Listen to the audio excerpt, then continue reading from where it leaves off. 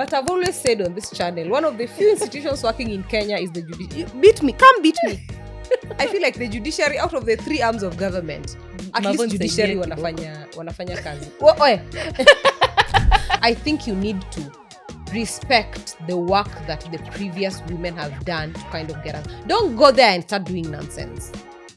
Like, don't get there and just... Now you have the biggest corruption scandal on your hands. I thought we were taking the episode slowly. I am mad. Before we start going... Anyway, continue. Before we start going ham on the government. And continue.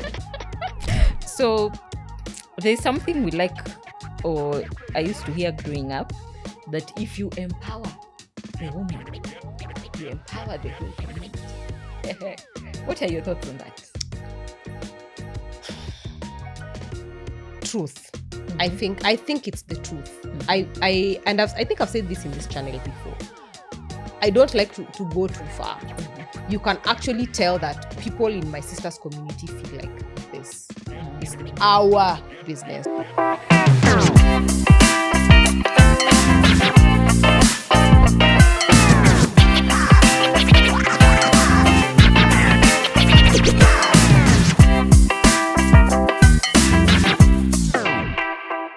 Hi guys, welcome to the Rundown. My name is Mikhala Barasa. And I'm Danunz Yuko. And today we have an exciting episode on Woman Unplugged. Before we tackle today's episode of Woman Unplugged, ding ding, do you know what you're supposed to do? What are they supposed to do? Hit the subscribe button and the notification bell so that you don't miss any new episode. Good. Simple and clear. Notification, subscription. Alafu tunasonga mbele. Yes. Today we are tackling the 2/3 gender rule. Yes. Seems straightforward, doesn't it? Yeah. I mean, 2/3. 2/3 yes. Seems extremely straightforward. The implementation, however, has not been so straightforward. Have you ever wondered what has happened? Are women still underrepresented? We like to say nowadays that women are overly empowered, but is that a true representation of facts in elective, in appointive, and in hiring positions? That is one of the things that we seek to demystify today and kind of look at in relation to the 2/3 gender rule. Okay. Thank you for that lovely introduction, Mihala. So the 2/3 gender rule stems from our constitution, right? Oh, and hey, Mihala, you left the channel Bible. Where's Marvo? Itabidi tununulie channel Bible. Okay. So can you tell us what the constitution says about the 2/3 gender rule? Our channel Bible talks about the right to equality and freedom from discrimination. That is where the 2/3 gender rule is etched. And what does Article 27 say about this right to equality? It gives Parliament the mandate to implement the 2/3 gender rule in elective and appointive bodies. That is to mean that in every elective and appointive bodies, no more than 2/3 of members of those bodies should be of the same gender. So it can be either there needs to be 2/3 of men or 2/3 of women against 1/3 of the other gender. So it does not really lean, it's not really leaning exclusively on women. Yes. Because that's what a lot of us imagine. So that means if we have representation of 2/3 of women in Parliament, then 1/3 should be men. Yes. So if the flip side was to happen, then now the affirmative action would be for the men. Exactly. Okay. That is exactly what that means. This, when you look at this, you read it also in, how do you say it? It's not in contrast. You read it in tandem, that's the word, in tandem with Article 81B of the Constitution of Kenya 2010. And Article 81 is a bit specific because it talks about the general principles of the electoral system. So Article 81 goes into the specifics of no more than 2/3 of members of elective public bodies shall be of the same gender. Elective public bodies, Senate, Parliament, governors. Like not more than 2/3 should be of the same gender. And as Ndanu explained, either women or men should constitute 2/3. The other 1/3 is reserved for the other gender. Yeah. Okay, that's good. Then, of course, the Constitution talks about gender equity and equality in different parts, and also talks about equal rights for everyone within the country. So that also helps us in terms of why are we pushing for the 2/3 gender rule to be implemented. Okay. So now I'd like us to dive into what is the current status of implementation of the 2/3 gender rule. Okay, so Mihala doesn't like to touch on the judiciary because she wants to remain on their good books. Thank you. But today, we'd like to clap for the judiciary. But I've always said on this channel, one of the few institutions working in Kenya is the judiciary. Beat me. Come beat me. I feel like the judiciary, out of the 3 arms of government, at least judiciary wanafanya kazi. At least judiciary are doing their job. But talk about the 2/3 gender rule. Yes. So the judiciary is one of the arms of government that has been able to comply with the 2/3 gender rule. This is both in the Supreme Court and in the High Court, basically. And of course, as you know, our current Chief Justice, our current Deputy Chief Justice are both ladies. So that makes, that already counts for something. Yes. All right. And actually, the Deputy Chief Justice has been there for a while. For a while, yes. Yes. What's their term? No, just off the cuff. Just curious. I think they hold security of tenure. Oh. I think. Up to like retirement. I think they something. hold security of tenure, yes. I think. Because, and then anyway, sorry to digress. I was going to say, I wondered why the Deputy Chief Justice didn't vie to be the Chief Justice when that time came. Or maybe she was like, I don't want to. I already have a sweet gig. Yes, I already have a sweet. I'm already doing okay. Yeah, as the deputy. Yeah. I don't want to go and embarrass myself. Let me not stir the pot. And then also you see, I think a lot of these appointive positions, there's usually already you already know the people that have their hats in the ring. So you're in your head, you're also gauging yourself realistically against someone else. And you're like, if I go against Ndanu in this one, it might not be the best outcome. Yeah. Yeah, and this person is supposed to come and be my boss. Okay. Then the other body is the cabinet. So the cabinet is at almost 30%, which is good because they're moving close to the 2/3 gender rule. I think currently we have about 8 ladies who are in the cabinet. Yes. If I'm not wrong, we have about, let me just count them. 1, 2, 3, 5, 6, 7, 8. But the 8 is inclusive of the AG. Okay. Yeah. But let me say something about such positions of power. Obviously, the reason for the 2/3 gender rule is usually because of the historical leadership challenges where women are not allowed to the forefront, or they weren't given an opportunity to be in such large leadership positions. When you guys get there, I think you need to respect the work that the previous women have done to kind of get us. Don't go there and start doing nonsense. Like, don't get there and just, now you have the biggest corruption scandal on your hands. I thought we were taking the episode slowly. I am mad. Before we start going... Anyway, continue. Before we start going ham on the government. And continue. No, it's okay. It's on a light note. But, so now we can now go into the other bodies.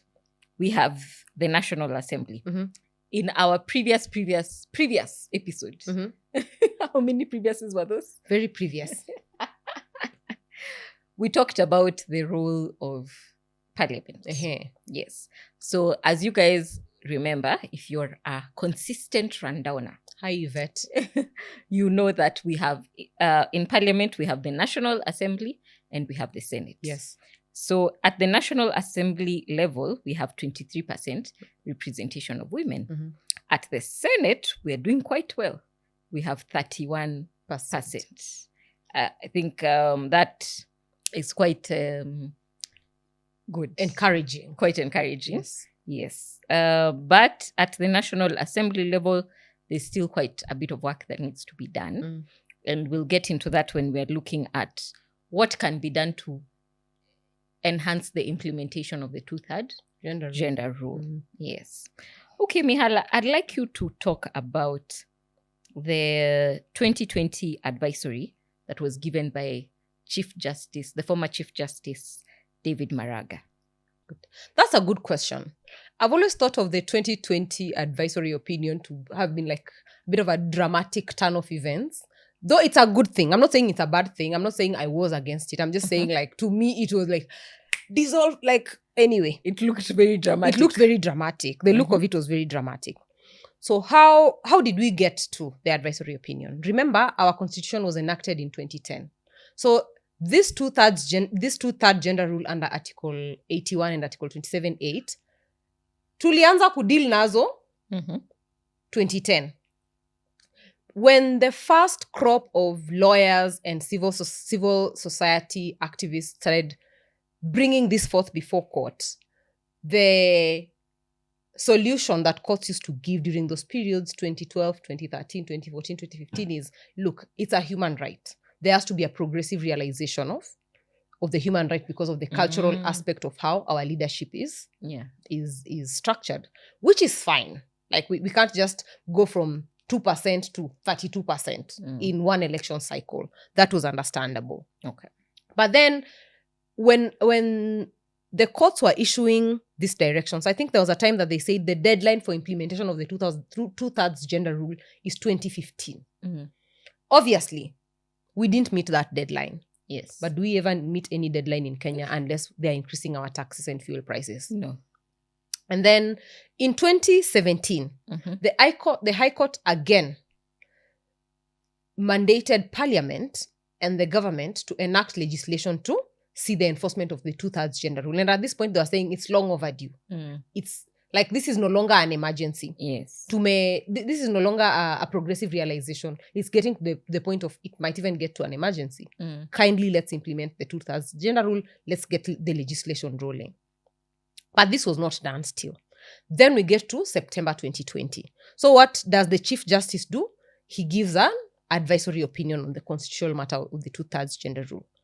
And one of the things he was saying is Parliament has failed to meet the two-thirds gender rule in its elective positions. Yeah. What did he then recommend? That the Parliament be dissolved and we start afresh. And we start within the confines of the two-thirds gender rule. Of course, sometimes to the Kenyan government, orders, opinions from the Chief Justice, their suggestions. So nothing did happen. And nothing and nothing has happened to date. And one of the questions that we keep asking ourselves, or you might ask yourself, is, it was an advisory opinion from the Chief Justice. Was it binding? We could say on paper, yes, it was binding. But practically, obviously, the government chose to ignore that and continue running as it did. And there was no follow-up and legal enforcement that followed. Yes. So after that legal opinion, of course, there have been smaller and other cases kind of calling on Parliament to legislate laws to effect the two-thirds gender rule. But that has not happened. When we were looking at how the VAT Act was passed within 2 hours, it got me thinking when I was preparing for this episode. It is not hard for Parliament to pass a law that is beneficial to the people, to women, to both genders. Yes. But is it a priority? Yes, exactly. Like, do they they're weighing and they're like, is it really? Yeah. Yeah. When you've talked about that, I've remembered, you remember that political party that took advantage of the Gen Z protests and decided to go and have a handshake with the ruling party. In their 10-point agenda, they were saying that implementation of the two-third gender rule should be a top priority to avoid further constitutional crisis. And I'm like, bro, you guys are making it sound like you're the ones who have come with this two-thirds gender. We've been waiting. Yeah.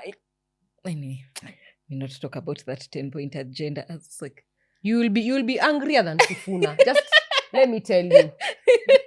Sifuna is already angry for us. sometimes I'm normally like, you people, mnatubebanga aje? Eh? It's like that story for increase VAT to 16. Yes. Then reduce it to 8. Or like you think I don't like math, Yeah. but you think you saved us. It's You like I shut your come, mouth. I burn down your house, then I tell you, then I rebuild it for you, then I tell you, thank me now, I've rebuilt Hey, I've your built house. your house. I'm like, aren't you the one who burnt it down in the first place? Those people. Anyway, Anyway. so let's talk about the challenges in the implementation of the two-third gender rule. Mm-hmm.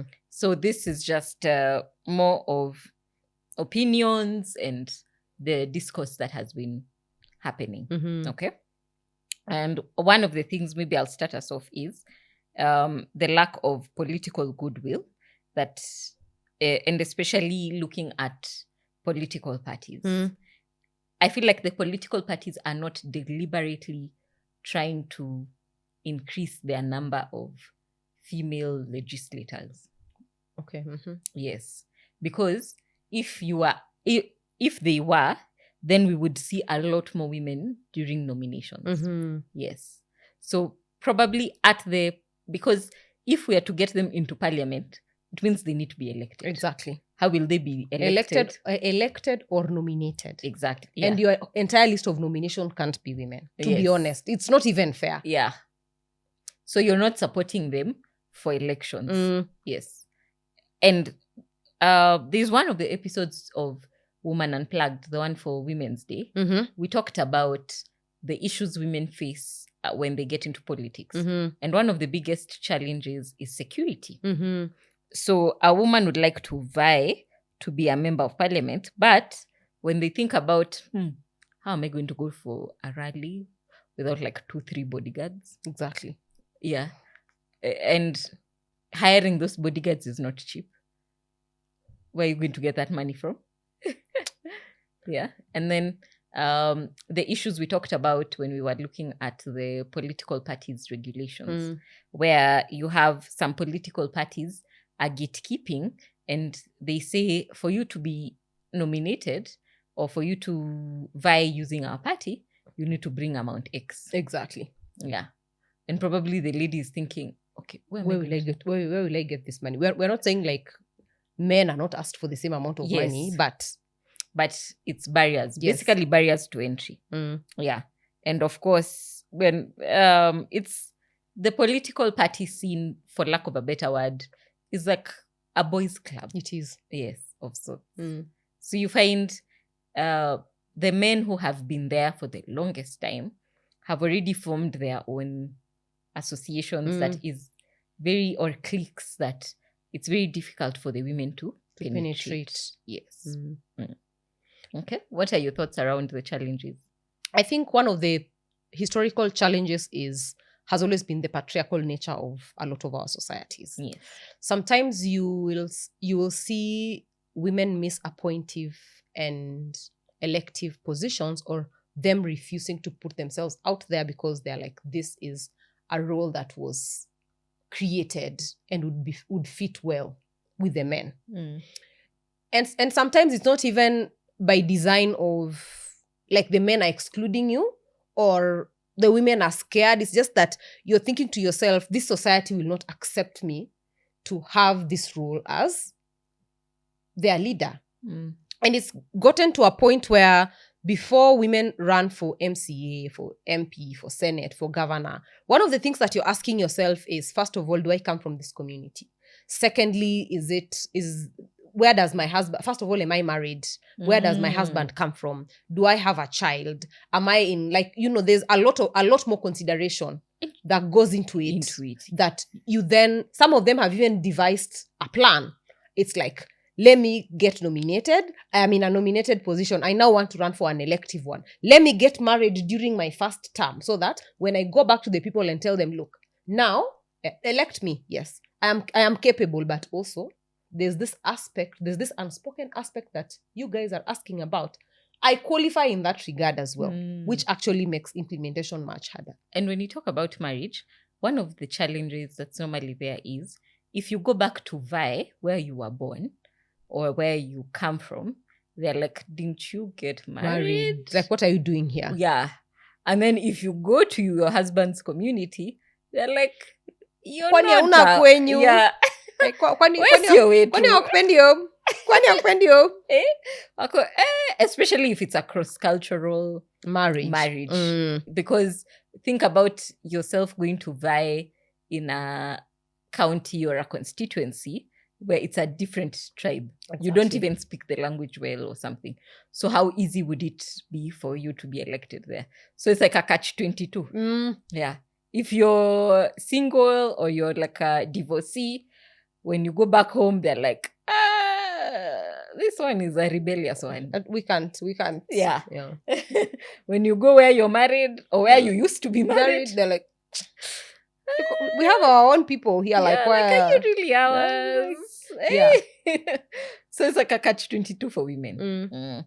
And of course, we have now the women rep position. Do you remember that discourse that people were having at should men start vying for women rep positions? Interesting. I was like, of course, no man worth their salt will put themselves on the ballot for a women rep position. And it's not that the politics around it, the constitutionality, that's a whole different story. But yes, of course, men are naturally proud. They're like, if it's you can bet 90% if that seat was meant for women, probably they would not. They'll probably not run for it. But now that you've talked about that, it would be good to discuss, why is it important? Why is the 2/3 gender rule important? That's interesting. That's a good question. Thinking off the top of my head, we could go back to the issues maybe of legislation around sanitary towels, legislation around issues that really affect women, especially in elective positions. Yes. You want to have someone in the room that can relate to your experience and speak to what it is that you need. Let me take it away from parliament. We like to joke with one of my friends at the gym and say, you know, those scrunch up, those that scrunch your bum? Yes. Those tights. We like to say that is something that was designed by men. Because of how uncomfortable most of those gym tights are around your yes. We're like, this is definite. A woman's opinion was definitely not sought when the designer of this was doing this. We look at like the sports bras and we're like, who wants padding that is moving inside the sports bra? Right. Like a woman was probably not involved in this. Did you even test? Yes. Like we think about it and we're like, okay, a woman was and if they were involved, then they were asleep. Yeah. So I think in other very important issues, maternal health, medical cover involving women, childbirth, yes, sanitary towels, female genital mutilation legislation, child labor involving girls. I would want a woman to be on the forefront of discussing such legislation. And I think that's one of the reasons why we really need the 2/3 gender rule implemented. Okay. And I think what you've mentioned is very important. When we're electing women, they have the lived experience of the issues that women have gone through. So they're able to articulate them well in parliament and even push for legislation that's going to improve the situation of women. Okay. I think you had talked about at some point addressing of historical injustices that women have gone through. And I think that's what affirmative action was about. Yes, because women were previously not in decision-making or leadership positions. So now bringing in the 2/3 gender rule is one of the ways in which we are implementing the affirmative action. Exactly. So there's something we like, or I used to hear growing up, that if you empower the woman, you empower the whole community. What are your thoughts on that? Truth. I think it's the truth. I think I've said this in this channel before. I don't like to go too far. I like to see how my sister operates her business, how my mom operates in her church vis-a-vis, and I'm not saying my dad is bad, vis-a-vis how my dad operates his business.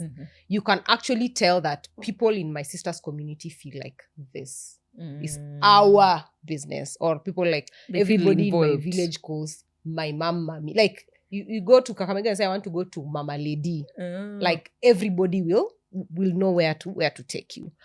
I think that preposition comes from a place of women are more willing to share knowledge, and sometimes it's even less willingness and more the patience that comes with that sharing of the knowledge. And you'll see more often than not, I've had female bosses and I've had male bosses. And I'll tell you, probably the male bosses they've been nicer than the women bosses, but I'll also tell you the thought structure that goes into problem solving with female bosses for me has been it's a very do this, go here, do this, do that, that level of training. Yes. When I was training to be a lawyer, I had this, I call her people master tricks. In law, the person that trains you is called a people master. I realized much later that she was just in her first year of being a lawyer. She didn't know much, but she took very deliberate efforts to teach me the job. I had a male people master who, yes, took the time to teach me the job, but his was more like, this is the blueprint, follow it, and then come back to me. And I'll probably kind of like mark your work. Yes. And it really improved how I do my legal work. But when you contrast it with what Jen used to do, she'd pull her seat calm. Like, this is what we do. This is it. Don't do this. Don't do this. Like, do this. Get here. When I grew much older, when I was coming to this job, I thought about her a lot. Even during the Women's Day, they asked us for a quote on which women have helped you rise. And I was like, I now realize she was just a child in the legal profession. Imagine. But she took her time to kind of empower me to be able to do that job well. I would probably have been able to do that job well, even with my male bosses. But with Jane, there's a spice to it. Like, I know for a fact most of what I know is because Jane's hand is usually in it. Okay. And that's a very interesting way to look at it in terms of career. How a woman would take their time to grow someone, to help them learn the job well, to understand it. And even from a historical point of view, the reason why it used to be said, once you empower the woman, you empower the community, is because a lot of times, one, when women were educated, on health, then it would improve the health of the community. Because they would know how to handle ailments, they'd know how to handle issues of hygiene and all that. Then, of course, a lot of times when we look at our current context as Africans, where there's a bit of urbanization and there's also the rural, the traditional setup. Yes, you find women don't forget where they came from. Yeah, women will try to help. A lot of times you'll find they'll pay fees for their siblings. Someone, yeah. They'll try to empower somebody at home. Like they won't go alone. As they're moving up, they'll send down the ladder. Yes, and they'll move with people. They'll carry people along, And they usually, it's like I don't know how, is it a sense of responsibility that women have grown up with? So it's very difficult for them to forget about where they came from. Of course, we have some outliers and some really bad politicians who you're like, kunaendaje, and of course some, for lack of a better word, dunderheads. And I'm the bad one. Oh, guys. Don't censor us. I don't want to name names, but there are some socialite bimbo. That term usually makes me giggle and provoke. Whenever I see, I'm like, hey, there are some, like, guys, if we put them back in office, anyway, fool me once, shame on me. Or shame on you. Fool me twice, shame on me. I'll be getting so close to the socialite people. But when you spoke about the issue of community, I can't remember where I was reading this, but there's also the consideration to be made on the way when you say you teach women about hygiene. There's how women relate and how women build community around them. Yes. So it's so easy to say village X knows how to knit, because every Saturday afternoon we will meet, we will be in a chama, I'll teach everyone else how to knit. Yes. I'll go and tell my chama members, look, this organization came, they taught me this practice on being on sanitation, on being clean, on how I milk my cows, on how, like, this is what they taught me, and I think it would be important for you to learn. When you look at agricultural communities, Yes. most of the people that are involved in subsistence farming work are women, and some of them you'll hear, like, when maybe there's a credit system that caters for villages, you'll find a lot of women are in that group. And someone will come and say, hey, look, when the teacher came, this is what they taught me to do. Please come, join my group. Let's go and learn about it. And you'll see that in areas, in organizations where they've optimized the use of this unregistered and unregulated structures, like chamas, like a church group, like maybe a community where women meet even to just gossip, and to use those to push their agenda on improving communities, you end up finding like the entire community is elevated. Okay. Yeah, that's true. Thank you for that, Mihala. As we continue talking about why the 2/3 gender rule is important for implementation, it's also good to remember that since this is a constitutional requirement, then it is also important, even for what lawyers like to call precedents, for the stability of the legal system. Yes. So that you're not having laws that are nice to have, for people to understand that actually we are supposed to implement This law. Yes. It was there. There was a reason behind why it was suggested, or it was put within in the constitution. Yeah. So we actually need to implement it so that we don't look like we have, I think you've said it before, in Kenya we have very good frameworks and laws on paper, but the implementation is lacking. Yes. So even for that stability of the legal framework within the country, it would be important for us to implement what the constitution says. Yeah. The other thing I'd probably add around that is I think I should have mentioned this when I was talking about economic empowerment.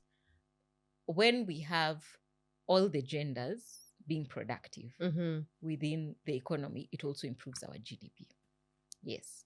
So that's just it. Imagine. It's simple. When women are in leadership positions, they're in decision-making positions, then it means that they're being involved in the economic decision-making of the country. And we're going to be able to improve. You know, there are things that sometimes you'll keep hearing men saying, but I know you have so many women in boards, you have so many women in leadership positions in companies. Okay. Yeah, there are ladies in leadership position in companies. But then when you go to slums, when you go to the rural areas, how many girls are missing school? Exactly. Because they don't have sanitary towels, you know? When you go even into we still have issues of FGM in the country. We still have issues of child marriages. Those things have not stopped. Yeah. We've just pivoted into thinking that now we need to discuss more politics than the actual real issues. Yes. And you remember there's a conversation we had on this channel when we said, whenever there's a disaster, be it drought, be it war, be it whatever it is, health crisis, the first to suffer, women and children. Yeah. So we need to remember that we are not at par. Okay? Just because you're saying in Nairobi, women seem to be doing well. It's not the whole of Nairobi. It's not the whole of Nairobi. Have you gone in the whole of Nairobi? Yeah. So let's also And even as we're talking about these issues of equality, let's remember the reason why we're talking about affirmative action for women, it's because the representation of women is the one that is less. Yes. Okay. If the representation of men was the one that is less, it's the We would be issue. having a different conversation Exactly. altogether. Yes. I also do Because I keep hearing people saying, you women are not appreciating men how far you've come. Yes. You're not appreciating that right now we have a lot more women in the corporate world. I'm like, okay, Even if we do, yeah, that doesn't mean we can't do more. exactly. When we're looking at issues to do with gender-based violence, like in the police stations are supposed to have a desk to handle such matters. Gender-based violence issues. Yes. But how are the police stations, the police in the police stations, are they trained to handle Are they those? equipped? Yes. That's a big question. And when you train them, do you move them now to another station? And that's the thing. Then now this station doesn't have someone. Yes. I remember I think it's one of the Women's Day conversations, the video that Magunga, Brian Kimanzi, and Gadhoni did on gender-based violence. Yes. And it was, you could actually almost feel the way gender-based violence is treated by police officers. It was also like, Madam, like it was so satirical, but it was such a heavy message on how gender-based violence issues are treated by police stations. And you will also realize that I think when you go to these police stations, most of the officers are male. And we are not saying that they've not done their affirmative action and 2/3 gender rule, but there needs to be sensitization on how to handle some of these issues. Because truth be told, these are the people that are protecting us. So you need to learn what my experience is. You don't need to dismiss what it is that I am currently going through. Yes, that's true. Okay. Thank you, Mihala. So as we wrap up this episode, we need to talk about what should we do? Now, what are we supposed to be doing? Going forward. What should our agenda be? Yeah. Okay. I think I would start from the legality of it, because where we are, there's some legal tension between progressive realization of that right and the constitutional supremacy. So the way this tension presents itself is because it's a human right and a law, and because of how society is structured, we should take time to get to the 2/3 gender rule, absolutely. But the progressive realization cannot be in perpetuity. At some point, we have to say, we've gotten there. But this presents a tension with the constitutional supremacy of the fact that there's the provision, therefore it has to be implemented. So these two legal tensions, how do we solve this issue? I think the first and foremost would be, because we know Parliament is capable of reading, enacting, and passing laws that affect important issues for the nation, the first step would be for Parliament to enact a law to kind of give a framework on how this rule is realized. And the law can be even to the extent that by 2030, this is what we need to have achieved. Maybe in the private sector, in the employment space, this is what we need to see.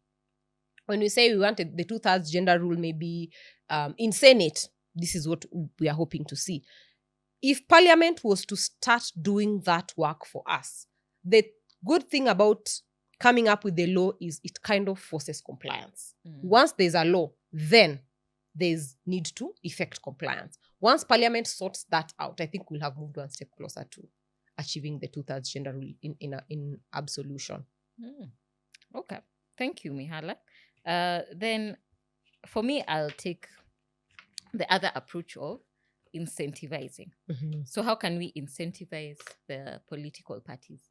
So one of the things that was very interesting when you talked about the political parties regulations was a lot of people didn't know that political parties are actually funded by taxpayer funds.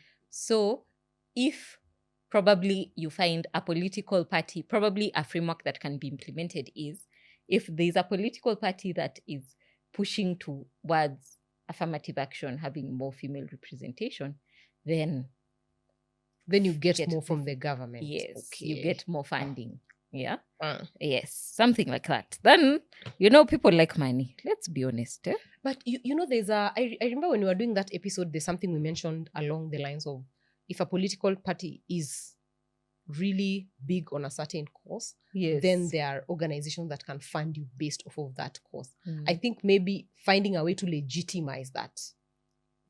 Mkikuwa na 2/3 gender rule kwa nidi yenyu, kwa party yenu, we are going to get more money, we are going to add you one more seat in parliament. Like, we're going to give you one more seat in parliament, but make sure that you put a woman on that seat. Yeah. I think when you look at it, even from the perspective of employment, it's something that actually you can incentivize the employers on. You can say, look, if you are able to give me your list of employees and you're at 30% women in probably board positions and leadership, yes, we're able to give you maybe a 1% tax break. Like, we're going to give right, you like this on your license. We're going to give you this ride-on. They'll be very deliberate. We'll be very deliberate about it. If it's a regulation, if it's maybe products that are given to companies, where we say, okay, look, you're insuring your women with us. Okay, if you the list that you give us has this percentage of women, then we are going to reduce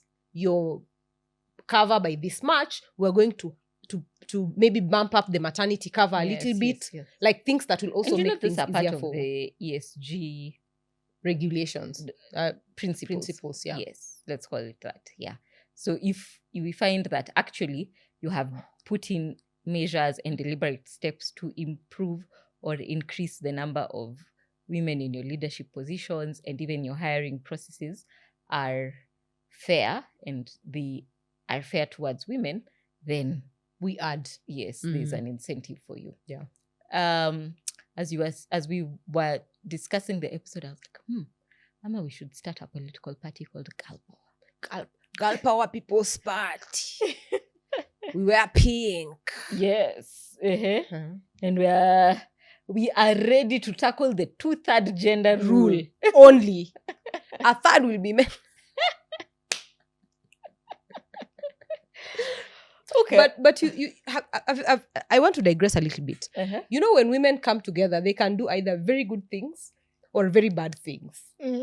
Have you seen the scandal by TSC? The one that people have lost millions because that's literally like an entirely women-led organization. Imagine, by the way, K-Water. Women are a force. I was afraid and impressed in equal. I was like, what? And it was payroll deduction. Yes, that's the thing. And I don't know if you watched the entire expose. The guy was saying... I need to actually watch the expose. The guy that was giving the evidence was saying, like, it's so deep-seated that if you complain this month, they remove you next month, and maybe the month after for 1 month, and then they return you. So it's very hard for you to get out of it. It's like a cult that you did not subscribe to get into. And the amount is 200 shillings. Yes. There's teachers that obviously know when 200 shillings is deducted from their payroll, because it's actually substantial. But you can imagine now these teachers that I have like 15 side hustles. I am barely noticing. Yes, I don't even notice you're deducting actually, like, money how many times do you, like, there are times you don't even look at your payslip for you to notice that there was like a 200 that was deducted somewhere. Ooh. Okay, that's interesting. So as we wrap up, the other thing that has come to mind is on mentorship. I've seen probably in the developed world where you find there's some sort of clubs that push or mentor young people to get into the political space. That would be nice. Yeah. That would be nice. It's like a young parliament or something. Yes, that would be really nice. And then we also have more girls, so that we can have more girls interested in politics, in lawmaking.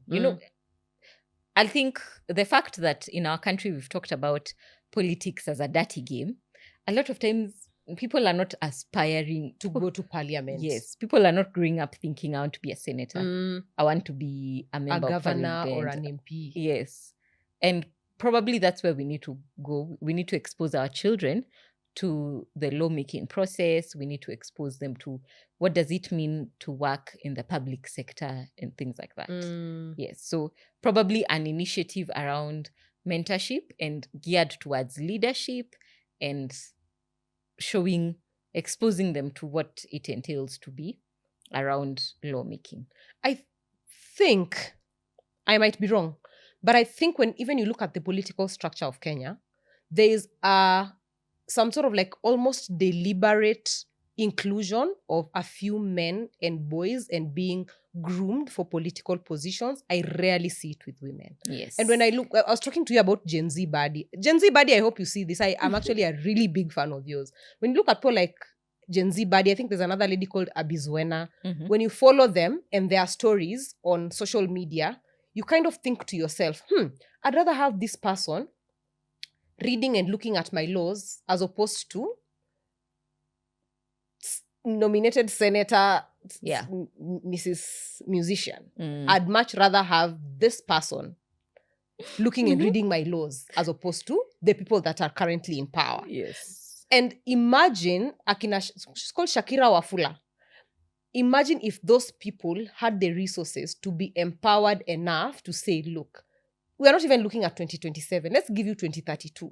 Between now and 2027, we want to empower you enough to understand the lawmaking process, to understand the needs of the people, to understand what's required of you as a politician and a parliamentarian, to understand how that oath of office should be taken seriously, so that when you get there, we have someone that encompasses the entirety of the process.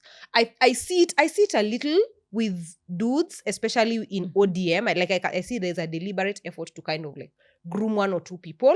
I'm not sure I see it with women proactively. Okay. True. Yeah. Okay. That was quite a heavy episode. It was. And thank you very much for staying with us until this point.